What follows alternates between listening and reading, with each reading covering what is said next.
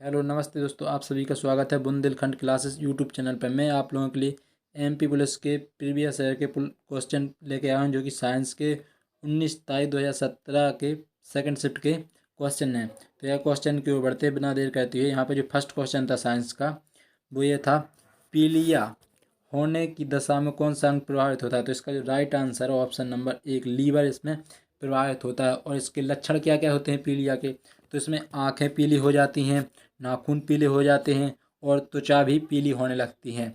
और ये किसके कारण होता है, तो ये होता है बिलीरुबिन, एक एंजाइम होता है, बिलीरुबिन की अधिक स्राव के कारण यह होता है। तो इसका जो राइट आंसर ऑप्शन नंबर 1 इसका सही है। नेक्स्ट क्वेश्चन की बढ़ते हैं। नेक्स्ट क्वेश्चन है हमारा, निम्न में से किस एक से सुनामी होने की संभावना होती है। तो इसका जो राइट आंसर है ऑप्शन नंबर 3, अधोजल। अधोजल के कारण होती है। अधोजल, अधोजल किसे कहते हैं, तो अधोजल उसे कहते हैं। अधो, अधो का मतलब होता है जल के अंदर भूकंप। जल के अंदर जब भूकंप आता है तो उससे बहुत बड़ी बड़ी लहरें उठती हैं, उसे ही हम सुनामी कहते हैं। सुनामी किसे कहते हैं, जब बड़ी बड़ी लहरें उठती हैं कई मीटर ऊंची तो उन्हें सुनामी कहा जाता है। और सुनामी भूकंप जल में, जो जल के अंदर भूकंप आता है उसके कारण आती है। और एक ज्वार भाटा भी होता है, आपके लिए कन्फ्यूज नहीं होना। ज्वार भाटा, ज्वार भाटा किसके कारण आता है, तो ज्वार भाटा आता है चंद्रमा और पृथ्वी के, चंद्रमा और सूर्य के आकर्षण बल के कारण ज्वार भाटा आता है पृथ्वी पे। और नेक्स्ट क्वेश्चन की बढ़ते हैं। नेक्स्ट क्वेश्चन है हमारा, नेक्स्ट क्वेश्चन है, अपशिष्ट जल उपचार की प्रक्रिया को क्या कहा जाता है। देखिए, अपशिष्ट जल, अपशिष्ट जल के उपचार की प्रक्रिया, जब अपशिष्ट जल कोई है तो उसके उपचार किया गया है, तो उसके उपचार की जो प्रक्रिया है उसे क्या कहते हैं, तो उपचार की प्रक्रिया कहा जाता है मल शोधक। मल शोधक, तो यहाँ पर मल शोधक कहा जाता है। और बी लबड़ीकरण कहा जाता है उसके लिए, जब हम लवड़ों को अलग करते हैं, जब उसमें लवड़ की अधिकता होती है तो उसे हम अलग अलग करते हैं, तो उसे बी लवड़ीकरण कहा जाता है। जल प्रदूषण, जल प्रदूषण एक प्रकार का अलग विषय होता है जिसमें जल प्रदूषण कहा जाता है। क्लोरीकरण, जब किसी को Cl2 से साफ किया जाता है उसे क्लोरीकरण मिलाया जाता है, उसे क्लोरीकरण कहा जाता है। लेकिन यहाँ पर से क्वेश्चन क्या पूछा था, क्वेश्चन पूछा गया अपशिष्ट जल का उपचार की प्रक्रिया क्या जाए, उसे उपयोग बनाया जाता है तो उस पूरी प्रक्रिया को क्या कहा जाता है, उस पूरी प्रक्रिया कहा जाता है मल शोधक प्रक्रिया। तो नेक्स्ट क्वेश्चन है, नेक्स्ट क्वेश्चन की ओर बढ़ते हैं। तो इसका राइट आंसर था ऑप्शन नंबर 4, इसका राइट आंसर है। नेक्स्ट क्वेश्चन है हमारा, जब कोई व्यक्ति अधिक खाता है तो उसका ऊतक किससे भर जाता है। तो इसका जो राइट आंसर है ऑप्शन नंबर 1, बसिए। बसिए, देखिए जो आदमी खाता, ज़्यादा खाता है और घर पे ही पड़ा रहता है, कुछ काम धंधा नहीं करता, तो उसका फैट, वो मोटापा बढ़ने लगता है। वो मोटापा किसके कारण बढ़ता, बसा, वो उसके अंदर बसिए ऊतक बहुत ज़्यादा बढ़ जाते हैं। और बसिए ऊतक से बढ़ने से बहुत सारी बीमारियां भी होती हैं, जैसे हार्ट से प्रॉब्लम और भी प्रकार की बीमारियां होती हैं। तो जब कोई व्यक्ति अत्यधिक खा लेता है तो उसके क्या, बसिए ऊतक से भर जाता है उसका पेट। तो इसका जो राइट आंसर है ऑप्शन नंबर 1 इसका सही आंसर है। नेक्स्ट क्वेश्चन है, नेक्स्ट क्वेश्चन की ओर बढ़ते हैं।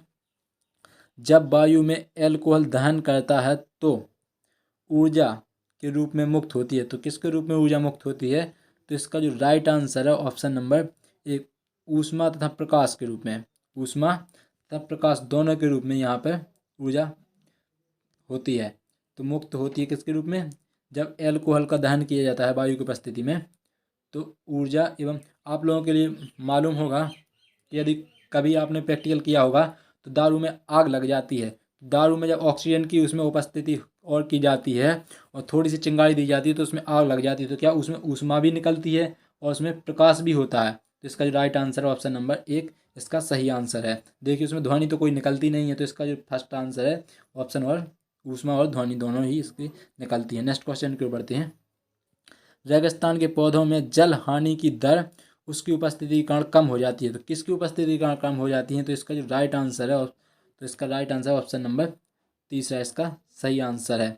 ऑप्शन नंबर 3 इसका लीनिंग, इसका राइट आंसर है। तो इसका जो राइट आंसर ऑप्शन नंबर 3 है, इसका राइट आंसर। लीनिन किसे कहते हैं, लीनिन एक, जब पत्तियां होती हैं तो जो कांटे के रूप में उभर जाती हैं।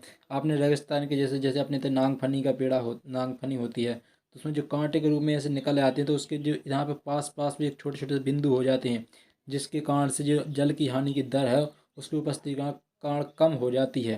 तो इसके लिए कहते हैं लीनिन। नेक्स्ट क्वेश्चन है, नेक्स्ट इसका जो राइट आंसर ऑप्शन नंबर 30 है, इसका राइट आंसर है। नेक्स्ट क्वेश्चन की बढ़ते हैं। नाभ के ऊर्जा संयंत्र के रिएक्टर में ऊर्जा निम्न प्रक्रिया के माध्यम से उत्पन्न की जाती है। तो नाभ के ऊर्जा संयंत्रों में, तो नाभ के ऊर्जा संयंत्रों में रिएक्टरों में ऊर्जा किस माध्यम से उत्पन्न की जाती है? तो इसका जो राइट आंसर है ऑप्शन नंबर दूसरा, नाभ के विखंडन। नाभ के विखंडन से किया जाता है। नाभ के विखंडन, और नाभ के विखंडन किसे कहते हैं? नाभ के विखंडन कहा जाता है जब किसी का कोई अणु के विस्फोट होने से किसी, जैसे कोई भी अणु है उसको दो टुकड़े उसके टूटने से, उसके दो टुकड़े होने से जो भी ऊर्जा उत्पन्न होती है, या किसी के विखंडन जिसके टूटने से ऊर्जा उत्पन्न होती है, उसे नाभ के विखंडन कहते हैं। किसी के अधिक से अधिक टुकड़ों में टूटने के लिए नाभ के विखंडन कहते हैं। और नाभ की ऊर्जा का स्रोत क्या होता है रिएक्टरों का? नाभ के विखंडन। सूर्य में क्या होता है? ये मोस्ट इंपोर्टेंट क्वेश्चन है। सूर्य के केंद्रक में क्या होता है? तो सूर्य के केंद्रक में होता है नाभ के संलयन। नाभ के संलयन की वजह से उस ऊर्जा उत्पन्न होती है। और इसका जो राइट आंसर है ऑप्शन नंबर दूसरा, इसका सही आंसर है नाभ के विखंडन। नाभ के विखंडन, नाभ की ऊर्जा संयंत्रों रिएक्टरों में नाभ के विखंडन होता है। नेक्स्ट क्वेश्चन है, नेक्स्ट क्वेश्चन की ओर बढ़ते हैं। मोसेस बायोफाइटा होते हैं जो इससे पहचाने जाते हैं। वो जो मोसे बायोफाइटा होते हैं वे किससे पहचाने जाते हैं? तो इसका जो राइट आंसर है ऑप्शन नंबर डी, इसका जो राइट आंसर प्रभारी गैमेटोफाइटिस प्रवस्था कांड, क्योंकि इसमें एक अलग प्रकार की व्यवस्था होती है जिसके कारण ये पहचाने जाते हैं मोसे बायोफाइटा। प्रभारी एक अलग प्रकार की प्रजाति है और ये अलग प्रकार की प्रजाति है। इसमें अंतर क्या? गैमेटोफाइटा और स्पोरोफाइटा में इतना ही अंतर है, इसलिए इसे ध्यान से मोरोसिस है ना, इसीलिए क्वेश्चन इस ऑप्शन में भी साथ साथ दिए गए हैं। तो इसका जो राइट आंसर ऑप्शन नंबर चौथा है, इसका सही आंसर है। इसे थोड़ा ध्यान से देख लेना। नेक्स्ट क्वेश्चन है हमारा, नेक्स्ट क्वेश्चन की ओर बढ़ते हैं। मधुमेह के लक्षण हैं। तो मधुमेह के लक्षण क्या है? कम पेशाब लगना, नहीं ये नहीं है। इसका जो कम पेशाब लगना, भूख और ह्रास में थकान, ये भी नहीं। पेशाब ना आना। तो इसका जो राइट आंसर ऑप्शन नंबर चौथा, इसका जो राइट आंसर ऑप्शन नंबर चौथा, बार बार पेशाब और असामान्य प्यास।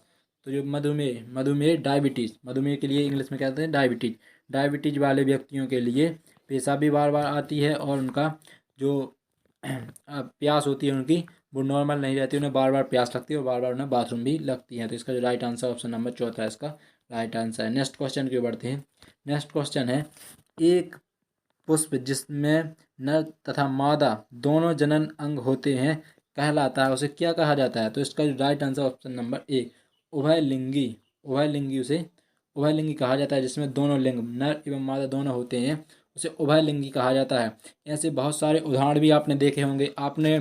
आपने पपीता का पेड़ा देखा है? पपीता का पेड़ा उभयलिंगी होता है, उसमें एक दोनों उसी में एक लिंग होते हैं। कुछ पपीता के पेड़े उभयलिंगी होते हैं। तो नेक्स्ट क्वेश्चन के बढ़ते हैं। तो यदि आप लोगों के लिए मेरा ये प्रयास पसंद आए तो लाइक, शेयर एंड सब्सक्राइब करना मत भूलिएगा। ज़्यादा से ज़्यादा दोस्तों के साथ शेयर कीजिए, और हमारे फेसबुक पेज को भी ज्वाइन कीजिए, और टेलीग्राम पेज को भी ज्वाइन कर लीजिए। और यदि आप कोई सुझाव देना चाहते हैं तो हमें कमेंट बॉक्स में ज़रूर दें। थैंक यू दोस्तों फॉर वॉचिंग। अपने ज़्यादा से ज़्यादा दोस्तों के साथ शेयर कीजिए, और नेक्स्ट तैयारी के लिए रेडी रहिए।